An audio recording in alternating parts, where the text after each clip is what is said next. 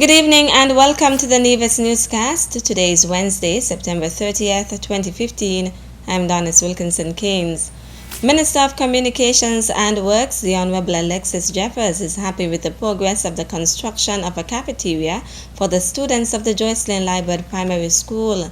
Minister Jeffers visited the site on Monday, September 28th. We're standing in the area which will be the main dining area, which can be used also for a hall purposes for a concert. There's also a stage area and storage of the food items that will be used in this kitchen. Directly across from us is the kitchen area, and then at the far end of it there is the bathroom facilities. So this building would be a multi-purpose building when it's all said and done. As I said before, it could be used for a concert. It can be used by the Parent Teachers Association for meetings, and it would act as the main dining area right here where we stand for the children who would have their lunch here. The project, Minister Jeffers says, comes fully endorsed by Premier and Minister of Education, the Honorable Vance Emery. The Joycelyn Liebert Primary School is the only public primary school on the island that does not have a school meals program. But according to Minister Jeffers, that will change come January. We're hoping to complete construction here in December so that this building will be ready for the new school term in January. And if I can be presumptuous and speak on behalf of the Honorable Vance Emery, the area representative for St. George's, Gingerland, this is one of the projects that he was very enthusiastic about and one that he wanted to happen. It is in his constituency, and like I said, all other schools, all other primary schools do have a school meals program, and he wanted this to happen this year, and it is going to happen for January. The contractor for the project is Carlisle Maynard. He is doing a fantastic job here. It's very clean environment, and I believe years of experience would have given us a contractor who actually knows what he's doing and is going to ensure that we get a very good product when it's all said and done. Minister of Communications and Works, the Honorable Alexis Jeffers. Youth-related issues will be advanced in St. Kitts and Nevis and on the regional level by a new group of individuals dedicated to uplifting their peers. Dennis McCall Jr. and Joy Napier have been appointed as the new CARICOM Youth Ambassadors. They now assume responsibility for advocating CARICOM matters locally while promoting the perspectives of young people at the CARICOM level. They will be supported by Travis Bell and Mervyn Nismith, who will serve as alternates. McCall will also serve as the Dean of the CARICOM Youth Ambassadors Corps, assuming the post from Haiti's ambassador. The group was expected to represent the Federation today, Wednesday, September 30th, as St. Kitts and Nevis joined other countries to celebrate Caribbean Youth Day. The group created a video which chronicles the views of youth across the Twin Island country on a number of matters. That video is to be presented at the September 30th to October 2nd CARICOM Youth Development Conference in Jamaica, which is also being attended by Minister of Youth, the Honorable Sean Richards, along with Bell. The Department of Youth Empowerment invites all to become acquainted with the CARICOM Youth Ambassadors, and officials are looking forward to working with them during their tenure, Senior Youth Officer Sharika Weaver says, while encouraging persons to lend their support to the various initiatives they undertake. 12 individuals were on Sunday recognized for helping to blaze a trail for liturgical dance over the years. During a ceremony coordinated by the Department of Community Development to celebrate 25 years of liturgical dance on Nevis, the awards were presented by Premier of Nevis and the Federal Minister responsible for Ecclesiastical Affairs, the Honorable Vance Emery.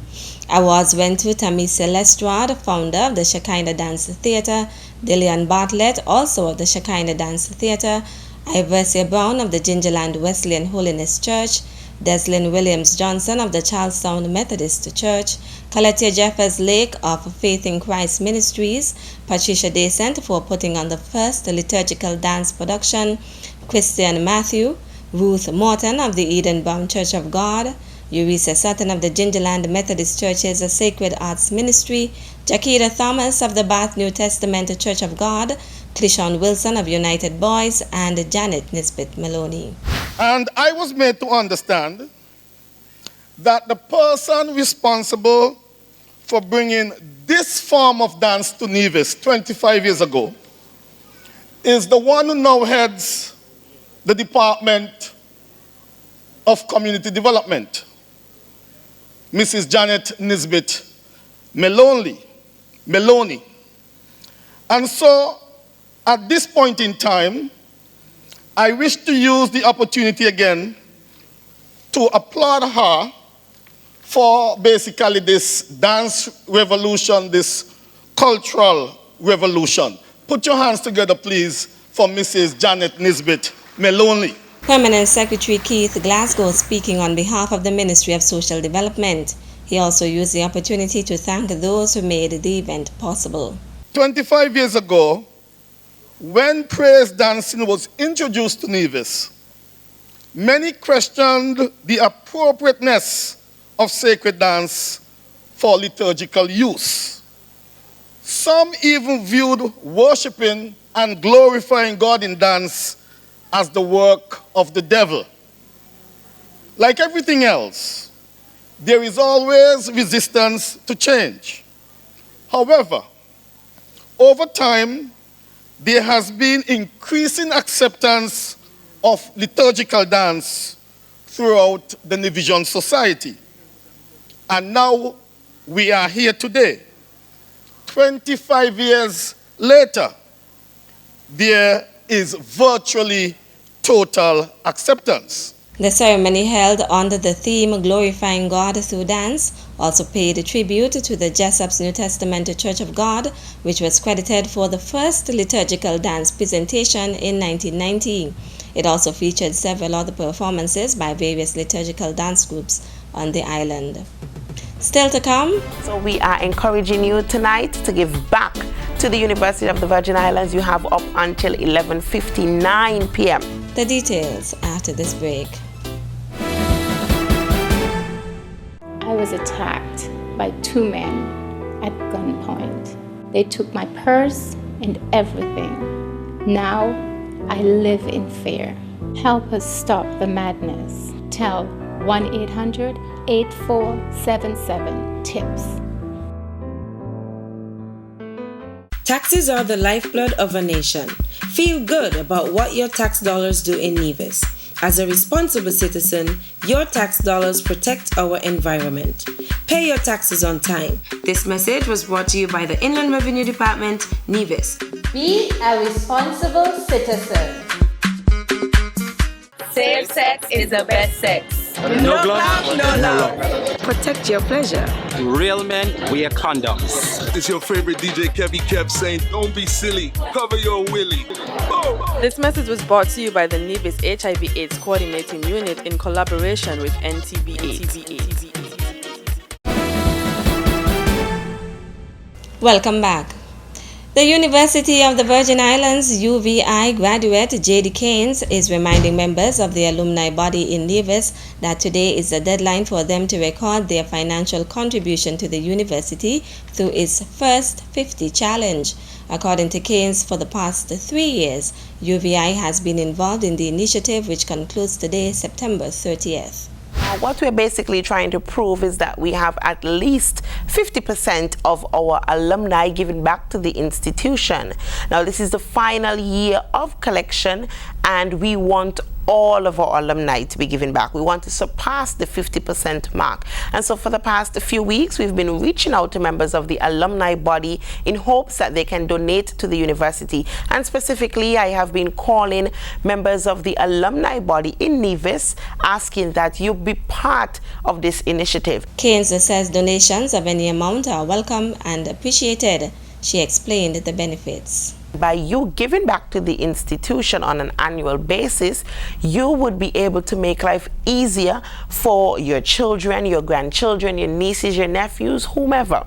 Because corporate partners will be willing to come on board with the University of the Virgin Islands and assist in very, very, very tangible ways. We know we have some alumni right here in Nevis who have gone on to do very, very big things. The Premier of Nevis was a student of the University of the Virgin Islands. So too was the Honorable Hazel Brandy Williams, who is also a member of the Cabinet and a Minister of Government. We have Ernie France and Keisha Jones at TDC, both directors. And so we have several persons in Nevis who have gone on to do great things. Dr. Andrea Busu, Lornette Queedy Connor, and the list goes on. So we are encouraging you tonight to give back to the University of the Virgin Islands. You have up until 11:59 p.m. According to Keynes, members of UVI's alumni body can make their contributions via the university's website.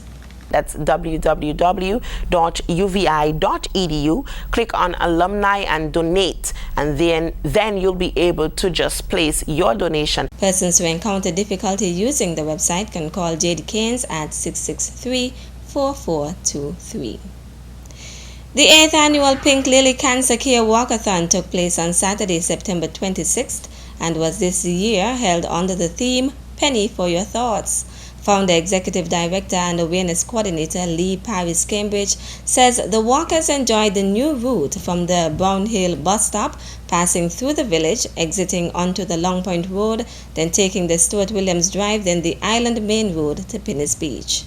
This year we had less walkers than previous years, and one of those reasons was because a lot of people always were psyched up for an October walkathon, which we had been doing over the last 7 years.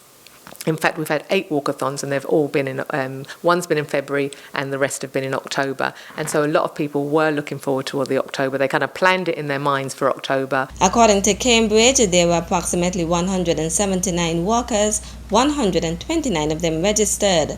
The first male to complete the walk was Warren Moving, who won a 2-night stay and breakfast for 2 at the Nisbet Plantation Inn. The first place female was Andrea Walwyn, who won a meal for 2 at the Hermitage Plantation Inn. There was a tie for the prize for the first child between Goronzo Lawrence and Leandre Huggins, who will share a meal for 2 at Sunshine's Bar and Grill. The eldest participant was Marion Brown, who won a massage kit from Courts St. Kitts, while the youngest participant was Leandre Huggins, who won a children's book courtesy of Lee Paris Cambridge. I would like to thank our Pink Lily volunteers who dedicate their time, they're passionate, they're caring, and they provide client support, they help with events, they're there whenever we need to do anything. She also thanked the event's sponsors for their generous contributions, saying without them the Pink Lily Cancer Care Walkathon would not have been possible.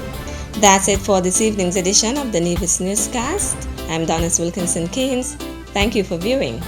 Good night.